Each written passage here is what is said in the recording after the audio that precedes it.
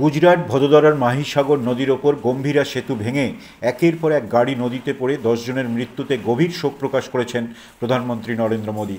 বুধবার সকালের এই ঘটনায় প্রধানমন্ত্রী নরেন্দ্র মোদী এক্স হ্যান্ডেলের পোস্টে লিখেছেন, গুজরাটে ভদোদরায় সেতু ভেঙে যাদের মৃত্যু হয়েছে তাঁদের স্মৃতির প্রতি শ্রদ্ধা জানাচ্ছি। আহতরা যাতে দ্রুত সুস্থ হয়ে ওঠেন সেই প্রার্থনা করছি।